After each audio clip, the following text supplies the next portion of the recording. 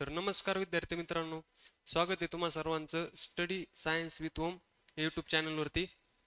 तर आपण last लेक्चरला hit हा चॅप्टर चालू केला होता. हिटवर एक लेक्चर झालेलं आहे. तर सर्वात अगोदर ते लेक्चर पाहून घ्या, म्हणजे बेसिक कन्सेप्ट तुम्हाला काय काय लागतील ते तुम्हाला त्यावरून समजून. त्यानंतर आपलं लेक्चर सेकंड आहे हिटवर. आज आपण लॅटेंट हिट हा पॉईंट चालू करणार आहेत. त्याच्या अगोदर हिटमध्ये आपण काय काय पाहिलेले पहा. सगळ्यात अगोदर हिट म्हणजे काय ते पाहिलं, बरोबर. हिटची काय पाहिली डेफिनेशन. सगळ्यात अगोदर हिट काय, heat is a form of energy, बरोबर. Heat is transfer from hot object to cold object. पहा त्यालाच काय म्हणतात, हिट म्हणतात. त्यालाच काय म्हणतात, हिट. त्याच्यानंतर आपण हिटचं युनिट पाहिलं. पहा हिटचं युनिट काय आहे, काय म्हणलं मी, heat is a form of energy. Heat हा एनर्जीचा फॉर्म आहे, म्हणजे एनर्जीचं जे युनिट आहे पहा तेच कशाचं आहे, हिटचं आहे. Work is a form of energy, म्हणजे वर्कचं जे युनिट आहे तेच युनिट कशाचं आहे, एनर्जीचं, आणि तेच युनिट कशाचं आहे, हिटचं. मग वर्कचं युनिट काय आहे, जूल आहे. पहा वर्कचं युनिट काय आहे, जूल. म्हणजे तेच युनिट कशाचं झालं, एनर्जीचं, आणि तेच युनिट कशाचं झालं, हिटचं झालं. म्हणजेच हिटचं असं युनिट काय झालं, जूल. हिटचं असं युनिट काय झालं, जूल. त्याच्यानंतर आपण हिटचं कोणतं युनिट पाहिलं पहा, सीजीएस. कोणतं पाहिलं, सीजीएस. हिटचं सीजीएस युनिट काय आहे, कॅलरी, बरोबर. त्यानंतर आपण 1 कॅलरी बरोबर किती जूल असतं ते पाहिलं, बरोबर. 1 कॅलरी बरोबर किती, हाऊ मेनी जूल, 4.18 जूल असतं पहा, बरोबर. त्याच्यानंतर 1 कॅलरी ऑफ हिटची काय पाहिली, डेफिनेशन. म्हणजे त्या डेफिनेशन मध्ये काय सांगितलं, जर माझी टेम्परेचर रेंज ही 14.5 degree Celsius to 15.5 degree Celsius मी काय केली, इन्क्रीज केली, तर ते माझं काय होतं, 1 कॅलरी ऑफ हिट होतं, बरोबर. मग त्याच्यानंतर आपण हीट ट्रान्सफर पाहिलं पहा. Heat transfer through conduction, convection आणि रेडिएशन, बरोबर. मग त्यामध्ये सगळं पाहिलं. कंडक्शन मध्ये हीट ट्रान्सफर कशातून होते, सॉलिड मधून, बरोबर. त्यानंतर कन्व्हेक्शन मध्ये हीट कशातून ट्रान्सफर होते, लिक्विड आणि गॅस मधून. आणि रेडिएशन मध्ये हीट ट्रान्सफर कशातून होते, व्हॅक्यूम मधून, बरोबर. इथपर्यंत जर लक्षात आलं असेल. त्यानंतर एक पॉईंट पाहिला होता, टेम्परेचर. काय पाहिलं होतं, टेम्परेचर. टेम्परेचर काय असतं, it is the measure of hotness or coldness of the body. त्यालाच काय म्हणतात, टेम्परेचर. टेम्परेचर कशात मेजर करतात, थर्मोमीटर मध्ये. कशात मेजर करतात, थर्मोमीटर. त्यानंतर टेम्परेचरचं जे एसआय युनिट आहे पहा, म्हणजे टेम्परेचर ही रेंज कशात मोजतात, डिग्री सेल्सिअस, केल्विन आणि फॅरेनहाइट, बरोबर. इथपर्यंत आपण लास्ट लेक्चरला पाहिलं होतं पहा, बरोबर.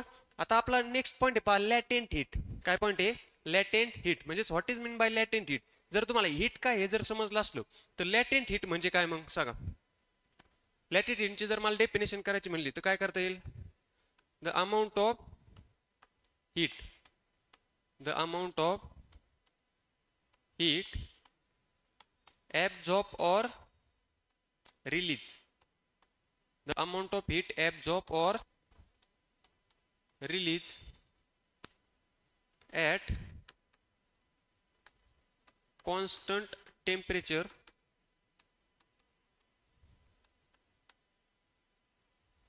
but different phase,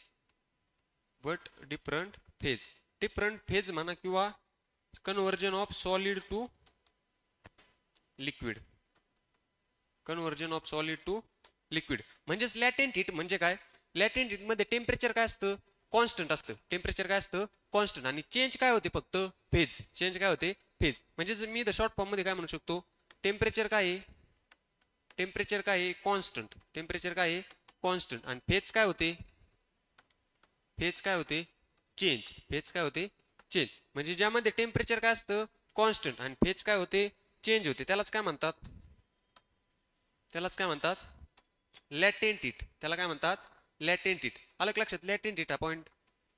फक्त काय, टेम्परेचर काय राहणार आहे, कॉन्स्टंट, आणि फेज काय होणार आहे, चेंज. सपोज एखादा ऑब्जेक्ट पहा, सपोज काय आहे, आईस आहे. काय आहे, आईस. आईस कोणत्या फॉर्म मध्ये, सॉलिड फॉर्म मध्ये, बरोबर. मला सॉलिडचं रूपांतर कशात करायचंय, लिक्विड मध्ये. सपोज मी टेम्परेचर रेंज ठेवली पहा 40 डिग्री सेल्सिअस. किती ठेवली, 40 डिग्री सेल्सिअस. जास्त मी ती टेम्परेचर रेंज कमी जास्त करणार आहे का, नाही. म्हणजे मी टेम्परेचर काय ठेवणार, कॉन्स्टंट.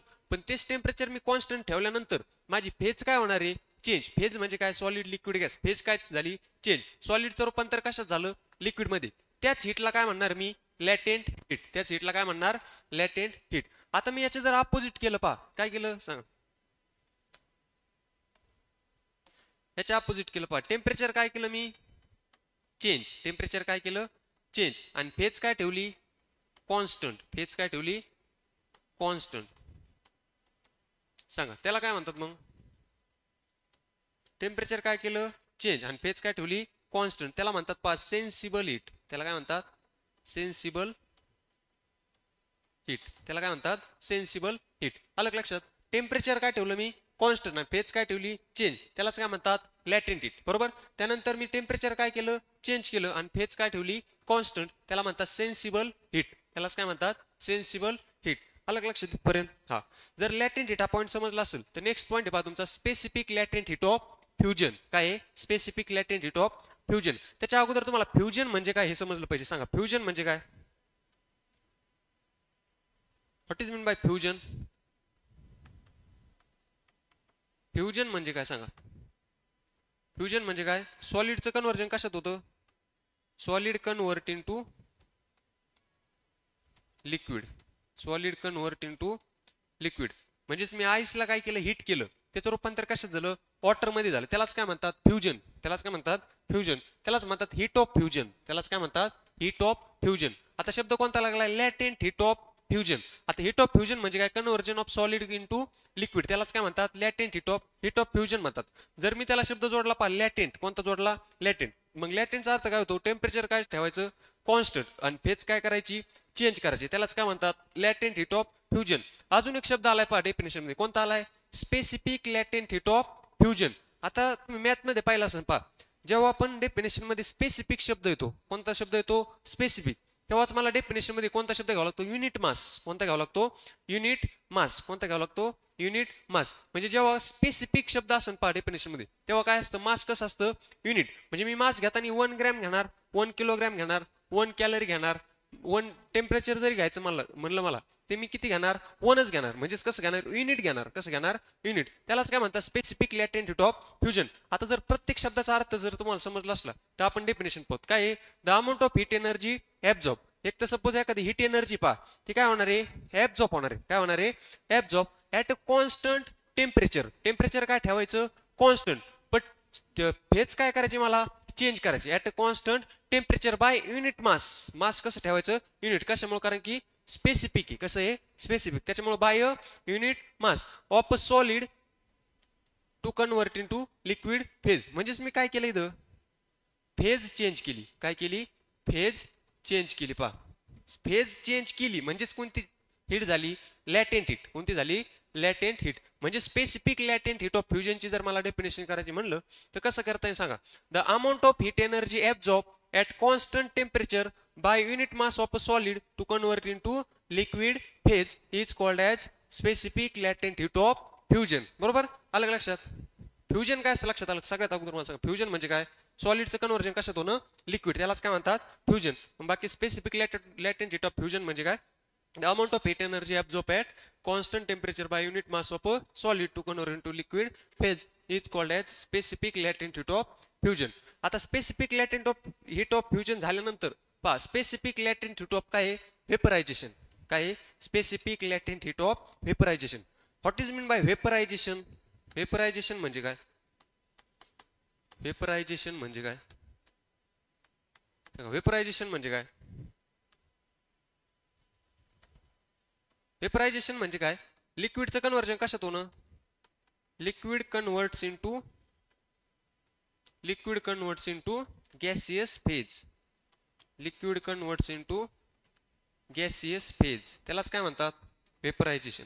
त्यालाच काय म्हणतात व्हेपरायझेशन. म्हणजे जसं आपण पाहिलं फ्युजन मध्ये तसंच हीट ऑफ व्हेपरायझेशन. हीट ऑफ व्हेपरायझेशन म्हणजे काय आता स्पेसिफिक लॅटेंट व्हेपरायझेशन पाहिजे. स्पेसिफिक म्हणजे शब्द कोणता येणार युनिट मास. कोणता येणार शब्द युनिट मास. बरोबर. स्पेसिफिक शब्द आला म्हणजे डेफिनेशन मध्ये कोणता शब्द आला युनिट मास. मला घेताना एक तर 1 gram 1 kilogram 1 calorie of heat 1 degree Celsius हे टेम्परेचर घ्यायचंय. आता स्पेसिफिक लॅटेंट हीट ऑफ व्हेपरायझेशनची मी डेफिनेशन असतो सगळ्यांना लक्षात. The amount of heat energy absorb at constant temperature. एखादी हीट एनर्जी पहा काय झाली ती ऍब्झॉर्ब. टेम्परेचर कसं ठेवायचंय कॉन्स्टंट, पण फेज काय करायची चेंज. कारण की शब्द कोणता आलाय लॅटेंट हीट. कोणता आलाय लॅटेंट हीट. त्याच्यामुळे मी फेज काय केली चेंज केली. बरोबर. आणि टेम्परेचर कसं ठेवलं कॉन्स्टंट ठेवलं बाय युनिट मास. युनिट मासवर ठेवायचं of liquid convert into gaseous phase. आता लिक्विडचं रूपांतर कशात झालंय गॅसेस मध्ये. लिक्विडचं रूपांतर कशात झालंय गॅसेस. म्हणजेच काय झालं बरं म्हणजेच काय झालं फेज काय झाली चेंज. फेज काय झाली चेंज म्हणजेच फेज काय झाली चेंज. तर अलग लक्षात आपण 3 डेफिनेशन पाहिले पाहिजे महत्वाचे. बरोबर. सगळ्यात अगोदर पाहिली लॅटेंट हीट काय असतं. बरोबर. त्याच्यानंतर specific latent heat of fusion आणि त्याच्यानंतर स्पेसिफिक लॅटेंट हीट ऑफ व्हेपरायझेशन. बरोबर. त्याच्यानंतर नेक्स्ट पॉईंट आहे पहा रिजेलेशन इथपर्यंत जर लक्षात आलं असलं तर नवीन पॉईंट आहे पहा रिजेलेशन. कोणतं आहे रिजेलेशन. आता लॅटेंट हीटमध्ये मी तुम्हाला काय सांगितलं, लॅटेंट हीटमध्ये टेम्परेचर काय राहतं कॉन्स्टंट आणि फेज काय होते चेंज होते, त्यालाच काय म्हणतात लॅटेंट हीट. मग मी त्याचं जर अपोजिट केलं, टेम्परेचर काय केलं चेंज केलं आणि फेज काय ठेवली कॉन्स्टंट, तर त्या हीटला काय म्हणतात सेन्सिबल हीट. काय म्हणतात सेन्सिबल हीट. त्याच्यानंतर आपण मग फ्युजन आणि व्हेपरायझेशन पाहिलं बरोबर. फ्युजन मध्ये काय होतं सॉलिडचं रूपांतर कशात होतं लिक्विड मध्ये, आणि व्हेपरायझेशन मध्ये काय होतं लिक्विडचं कन्व्हर्जन कशात होतं गॅसेस मध्ये. जर इथपर्यंत तुमच्या सगळं लक्षात आलं असेल तर नेक्स्ट पॉईंट पहा आपला रिजेलेशन. कोणता आहे regelation. What is mean by regelation. पहा सोपं काय होतं फक्त आईसचं कन्व्हर्जन कशात होतं लिक्विड मध्ये. आता आईसचं कन्व्हर्जन लिक्विड मध्ये हे आपोआप होणार आहे का. आईसचं कन्व्हर्जन तुम्ही किती तंत्रमंत्र फुकले त्याच्यावर तरी आपोआप होणार आहे का नाही. आईसचं कन्व्हर्जन मला लिक्विड मध्ये करण्यासाठी काय करावं लागेल प्रेशर अप्लाय करावं लागेल. काय करावं लागेल प्रेशर. मी आईसचं कन्व्हर्जन कशात केलं लिक्विड. पहा ice converts into liquid by applied pressure. मी काय केलं त्यावर प्रेशर अप्लाइड केला, तेव्हाच काय झालं आईसचं कन्व्हर्जन लिक्विड मध्ये झालं. Then reconverts into ice once the pressure is remove. परत त्या लिक्विडचं रूपांतर कशात झालं आईस मध्ये. परत लिक्विडचं रूपांतर कशात झालं आईस मध्ये. काय केलं मी प्रेशर रिमूव्ह करून घेतला. प्रेशर काय केला रिमूव्ह केला. परत आईसचं लिक्विडचं रूपांतर कशात झालं आईस मध्ये झालं. याच कन्सेप्टला म्हणतात पहा रिजेलेशन. काय म्हणतात रिजेलेशन. मला सांगा काय केलं सगळ्यात अगोदर आईसचं कन्व्हर्जन कशात केलं लिक्विड मध्ये बरोबर. काय केलं आपण प्रेशर अप्लाइड केलं. पहा काय केलं अप्लाइड प्रेशर. प्रेशर अप्लाइड करून बरोबर.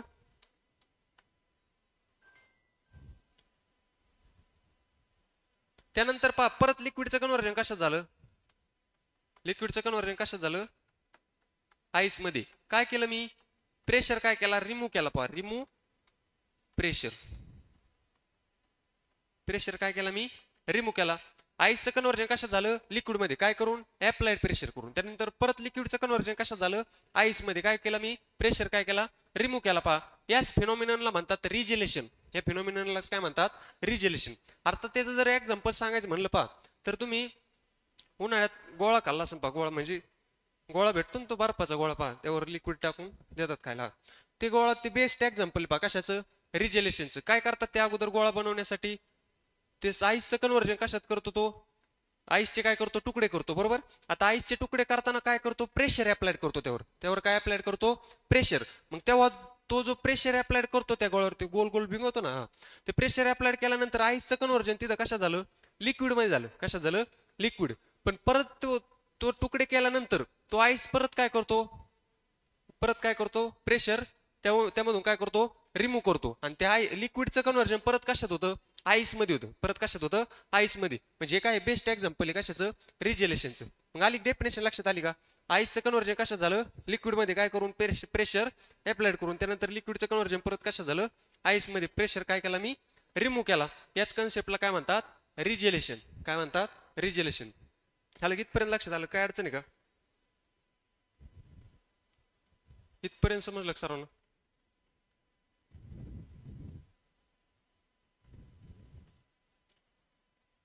चला इथपर्यंत समजलं असलं तर नेक्स्ट पॉईंट आहे बा आपला. सांगा नेक्स्ट पॉईंट काय आहे anomalous behavior of water. Anomalous behavior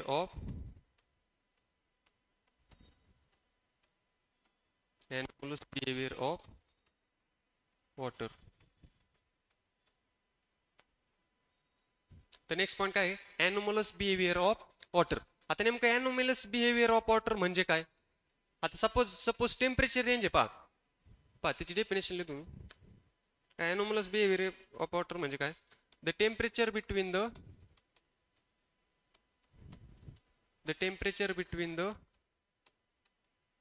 0 degree Celsius to 4 degree Celsius. म्हणजे जे की 0 degree Celsius to 4 degree Celsius या रेंज मधलं जे टेम्परेचर आहे त्यालाच म्हणतात anomalous behavior of water. आता मला सांगा इन जनरल मध्ये लिक्विड मी काय केलं इन जनरल मध्ये मला सॉलिडचं रूपांतर कशात करायचंय लिक्विड मध्ये करायचंय बरोबर आहे. एनर्जी ऍब्झॉर्ब होणार आहे का रिलीज होणार आहे इन जनरल मध्ये सांगा मला. एनर्जी काय होणार आहे ऍब्झॉर्ब होणार आहे का रिलीज होणार आहे. मला सॉलिडचं रूपांतर कशात करायचंय लिक्विड मध्ये. एनर्जी काय होणार आहे ऍब्झॉर्ब. काय होणार आहे ऍब्झॉर्ब. सॉलिड टू लिक्विड, बरोबर. आता एनर्जी रिलीज कधी होणार आहे सांगा, एनर्जी रिलीज कधी होणार आहे? जेव्हा लिक्विडचं रूपांतर कशात करणार मी? लिक्विड टू गॅसेस, बरोबर. लिक्विडचं रूपांतर कशात करणार? गॅसेस. मला सांगा सॉलिडचं रूपांतर मी कशात केलं? लिक्विडमध्ये. एनर्जी काय झाली? ऍब्झॉर्ब. एनर्जी काय झाली? ऍब्झॉर्ब. पण जर मी लिक्विडचं रूपांतर परत गॅसेस मध्ये केलं तर एनर्जी काय होत असते? रिलीज होते. एनर्जी काय होते? रिलीज होते. हे कशात होतं? इन जनरल मध्ये होतं. हे कशात होतं? In general temperature range. पण वॉटर काय करतं? त्याची जी रेंज आहे पहा, 0 डिग्री सेल्सिअस टू, कोणती रेंज वॉटरची? Range of 0 degree Celsius to 4 degree Celsius. म्हणजे वॉटर काय करतं? त्याच्या 0 डिग्री सेल्सिअस ते 4 डिग्री सेल्सिअस या तापमानाला वॉटर काय करतं? सॉलिडचं रूपांतर मला लिक्विड मध्ये करायचंय, बरोबर आहे. सॉलिडचं रूपांतर कशात करायचंय? लिक्विड मध्ये. तिथे एनर्जी काय होते? ऍब्झॉर्ब होण्याऐवजी एनर्जी काय होते? रिलीज होते. आणि मला लिक्विडचं रूपांतर कशात करायचंय? गॅसेस मध्ये. कशात करायचंय? गॅसेस मध्ये. तिथे एनर्जी रिलीज होण्याऐवजी काय होते? ऍब्झॉर्ब होते. तिथे एनर्जी रिलीज होण्याऐवजी काय होते? ऍब्झॉर्ब होते. यालाच म्हणतात anomalous behaviour of water. In Marathi याला म्हणतात पाण्याचा बावळटपणा किंवा पाण्याचं बावलेपण असं म्हणतात. हा, म्हणजेच पाणी काय करतं? इन जनरल मध्ये सॉलिडचं रूपांतर लिक्विड मध्ये मला जर करायचं म्हणलं तर एनर्जी काय होत असते? ऍब्झॉर्ब होते. आणि मला लिक्विडचं रूपांतर गॅसेस मध्ये करायचं, एनर्जी काय होणार? रिलीज होणार. पण हे 0 टू 4 डिग्री सेल्सिअस मध्ये जे तापमान आहे पहा, त्या तापमानाला पाणी काय करतं? अपोजिट बिहेवियर करतं पहा. त्याच्या अपोजिट काय करतं? बिहेवियर. काय होतं? सॉलिडचं लिक्विड होण्याऐवजी काय होतं? एनर्जी काय करतं? रिलीज करतं. आणि लिक्विड टू गॅसेसच्या टायमाला एनर्जी काय होतं? ऍब्झॉर्ब होतं. म्हणजे हे जे वॉटरचं वागणं आहे पहा, त्यालाच म्हणतात एनोमलस बिहेवियर ऑफ वॉटर. त्यालाच काय म्हणतात? Anomalous behaviour of water. मग मला त्याची डेफिनेशन करायची म्हणलं काय करतात? Temperature between the 0 degree Celsius to 4 degree celsius या टेम्परेचर रेंज मध्ये वॉटर जे एनोमलस बिहेवियर दाखवतं पहा, यालाच म्हणतात एनोमलस बिहेवियर ऑफ वॉटर, बरोबर. आता हे जे anomalous behaviour of water he definition आता फक्त लक्षात ठेवा. हे जर समजून घ्यायचं असलं तर नंतर तुम्हाला होप्स ॲपरेटस दिलंय पहा.